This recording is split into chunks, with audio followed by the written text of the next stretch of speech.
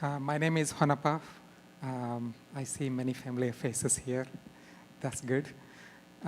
Today, we already heard about chiplets and multi-die CPUs. I would like to go into the various data flows that can happen when you are doing a packet processing workload on these CPUs and analyze where are the delays, et cetera, being introduced. So the agenda for today, briefly, I'll touch upon the difference between a multi-die CPU and a single-die CPU, just to make sure that we're all on the same page.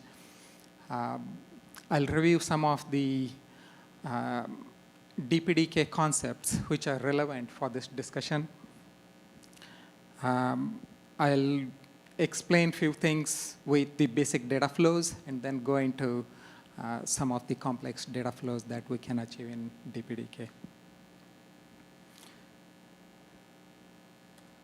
Okay, so here we all know this. We have got a bunch of CPU cores with their private L1, L2 cache.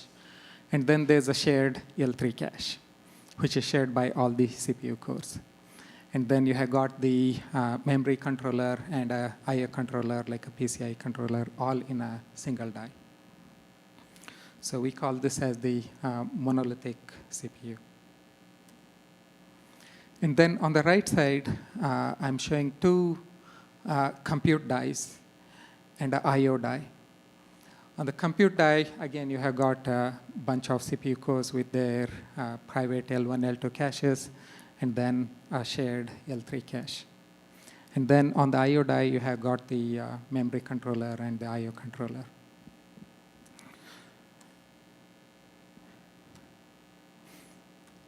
Okay, so two important things that we have to notice here is the L3 is private to the compute die. So there's no common L3 across the compute dies for us. Whereas on the left side, we had this advantage that we had a shared L3, which was common for all the CPU cores. And then obviously, we have the die-to-die link between the I/O dies and the compute dies. So that's adding additional latency into the system. Okay, some of the DPDK concepts. This one, obviously, everybody is familiar, MBUF. MBUF consists of the metadata, which is 128 bytes. And then you have got the headroom and the packet data. Pretty simple, everybody is familiar with this. So some things to notice here is the metadata is accessed by CPU only. It's never touched by the NIC. Whereas the headroom and the packet data are accessed by the CPU as well as the NIC.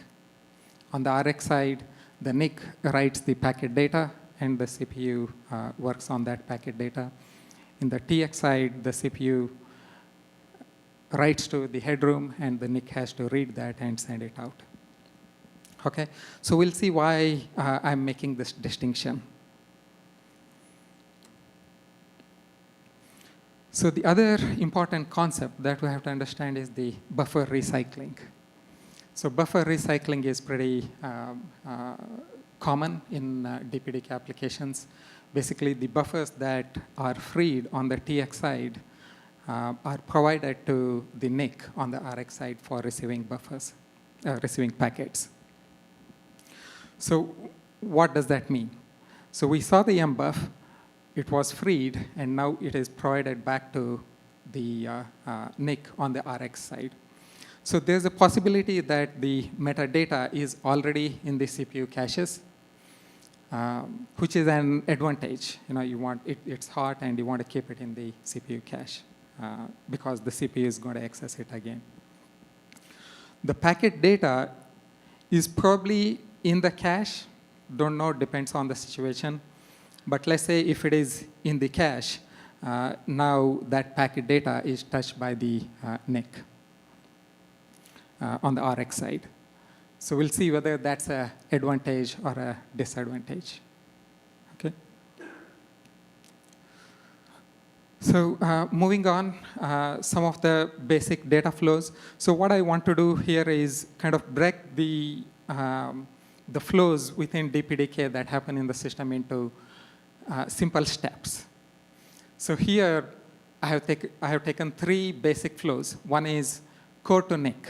That is, core wants to send some data to the NIC. For example, core wants to give the NIC a descriptor. NIC to core, obviously, this is the NIC writing a packet data that the core has to read. And then NIC write back. What is NIC write back?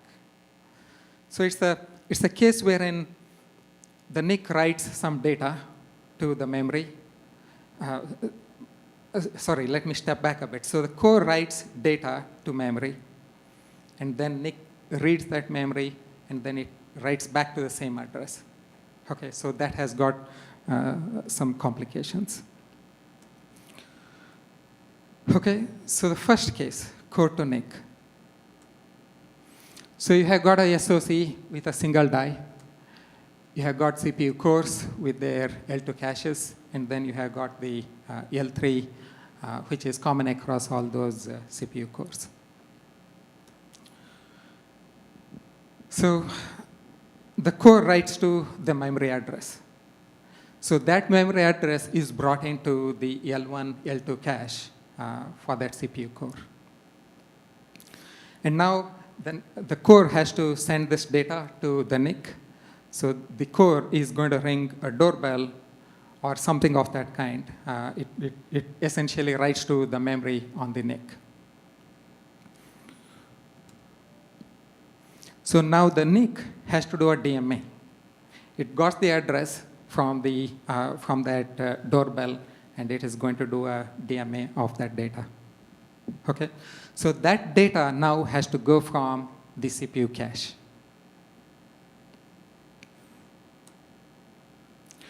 So, yeah. So now let's see a system with chiplets or multi-die. On the right side, you have got 2 compute dies and then an IO die, and then you see that die-to-die connection in between. Same thing, CPU writes the memory location. That memory location is cached into the L1, L2 cache of the CPU core. CPU rings the doorbell on the NIC, and NIC does the DMA. So at this point, that DMA has to happen over the die-to-die link.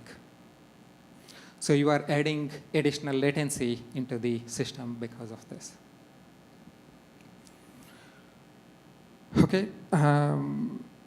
So we also have to consider, the snoops that have to go because of the DMA. When the DMA comes from the NIC to the IO die has to go figure out where that memory location is. Is it cached in the CPU caches or not?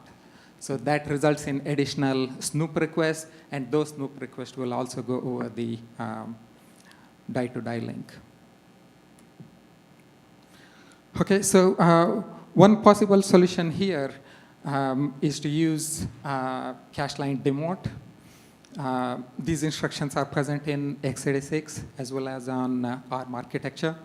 So essentially, once you ring the doorbell to the NIC, you issue this cache line demote, which allows you to move that data from the CPU caches to the L3 cache. Okay, so here we're talking about the monolithic CPU. So that's another optimization that can happen in the monolithic CPUs today. So now what happens on the chiplet solution? So on the chiplet solution, with that cache line demote, we at least can push that data from the CPU caches to the L3 cache, which is in the compute die. Since there's no cache on the IO die, we can't push it much closer to the NIC, but at least we can push it to the L3 cache. Here, we still can't avoid that data moving over the die-to-die link. Okay, so far so good.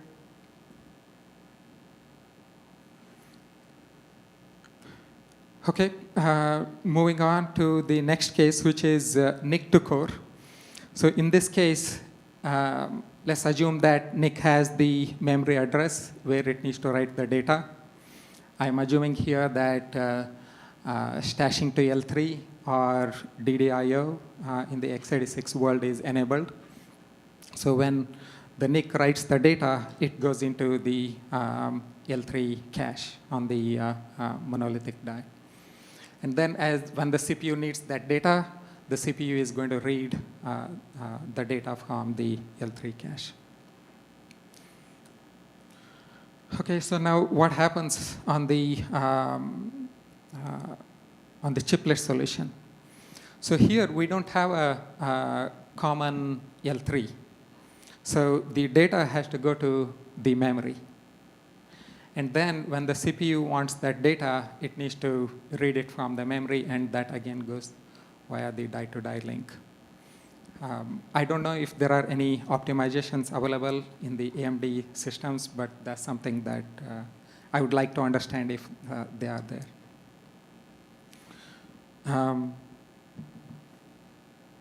And this also forms the basis for the next session that Vatsala is going to have, wherein, how do we get this data much closer to CPU than going to the memory. Okay.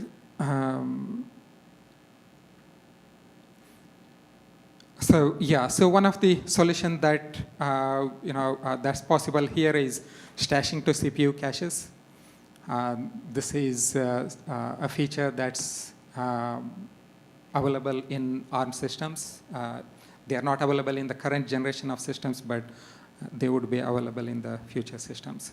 So essentially, the NIC, instead of going to L3, would go to the CPU cache directly. The same solution can be used on the chiplet side as well, wherein we bypass the memory and directly go to the CPU caches. So that way we are avoiding the traffic to memory at all. And the data is available to CPU when it needs it right from its cache. It will also avoid the latency going over the die-to-die link. I'm sure there are, you all are thinking there are issues with this. L2 cache is not large enough compared to L3 cache, etc. But keeping those aside, this is a possibility that we can make use of. What I would like to have here is a possibility to stash that data in the L3 cache of the compute die, assuming that given that the L3 cache is much larger than the L2 caches. Okay, so this is the NIC write-back case that I was talking about. So I want to spend a bit of time here. Again, in the first step, the CPU wants to write some data that the NIC has to use. In step 1, it brought that data into the CPU cache. In step 2, it rang the doorbell onto the NIC. And in step 3, the NIC DMA'd that data to itself. So now, because CPU touched that data, it's in the CPU cache. And now the NIC wants to write to the same address. So it DMAs the data to L3. It puts a request to the L3 to DMA the data. But now, since the data is already cached in the CPU cache, now we have to spend additional snoop requests to the CPU caches to invalidate that cache line. Once you invalidate that cache line, now you can write the data to the L3 cache. So this is what happens today in the current systems, right? So now we'll see how it adds additional latency in the chiplet-based solutions. So same thing when the NIC DMAs the data, tries to DMAs the data to memory. Now the snoop filter in the IO die has to go to the CPU caches and invalidate the cache lines. And now those snoop requests have to go over the die-to-die link. That adds additional latency and throughput constraints. And these writes can complete only when these invalidations have completed. Okay, so those were the three basic data flows. And now using those basic data flows, we can construct the real packet data flows that we see in the systems. So in DPDK, you can think of the packet processing as a cycle between these four states. So one is you can start off on the TX side, wherein we free the buffers. We take those freed buffers and provide to the RX side to receive new packets. Once we receive the new packets, we process those and then transmit again. So it's a cycle that goes on in our applications. Okay. So here, this is the, we have got the monolithic system, and we'll see these three flows: replenishing the buffers, RX, and TX. So replenishing the buffers, CPU writes a descriptor and provides the buffer address, and it rings the doorbell on the NIC saying that, hey, there are these free buffers that you can go read. Again, this descriptor data, like I showed earlier, this is the core trying to send some data to the NIC, so that data needs to go over, go from the L1, L2 caches. So similarly, on the receive side, we have got several of those basic steps that we saw to form the receive buffer stage. So here, the third step, the NIC writes the packet data that goes into the L3, and then NIC writes the descriptor, and then CPU, which is polling that descriptor, reads that data from the L3 cache. And then finally, it gets the address and reads the packet data from the L3. Okay, so similarly, on the transmit side, you write the descriptor, ring the doorbell, and then the NIC has to read the descriptor as well as the packet data from the L3 cache. From the L2 cache, which is there in the CPU private caches. Okay, so now, sorry, I have not shown the multi-die picture for this, but you can imagine, the amount of additional snoops, additional latencies that get introduced because of the die-to-die link between the CPU and the IO die. Okay. So moving on. So here I'm covering the free replenish buffers and RX path. So we had, this is the prior state. This was the state when we transmitted the packets out. We had the descriptor in the L2 cache, and we had the packet data in the L2 cache. So now, so this is the free buffer stage. So this is where the NIC says that, hey, I have transmitted the packets out, and it writes a descriptor saying that the transmission is complete. So if we look at this writing of the descriptor, since that descriptor is in the CPU cache, we have to send these additional snoops to the CPU caches to invalidate that cache line. So on a chiplet solution, these snoops have to go over the die-to-die link. Until those invalidations complete, this write cannot be completed. And once the write completes, the CPU is pulling on that descriptor, and it pulls that data into the CPU cache.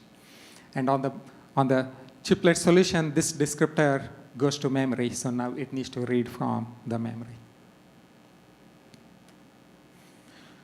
Okay, we saw the replenishing the buffers already. Basically, the CPU writes to the descriptors and hands over the packets to the hands over the buffers to the NIC.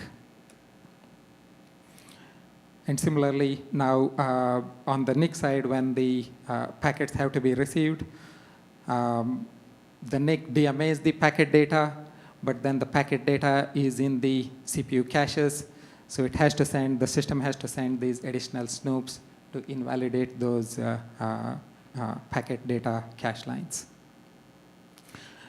And then the NIC writes the descriptors, and then the CPU pulling on that descriptor will read the descriptor from the memory, because on the chiplet side, that descriptor went to the memory. And similarly, the packet data is also read from the memory on the chiplet side. So essentially what we have got is, with the chiplets, we are solving problems, but the latency and throughput issues are not going away. In fact, they are being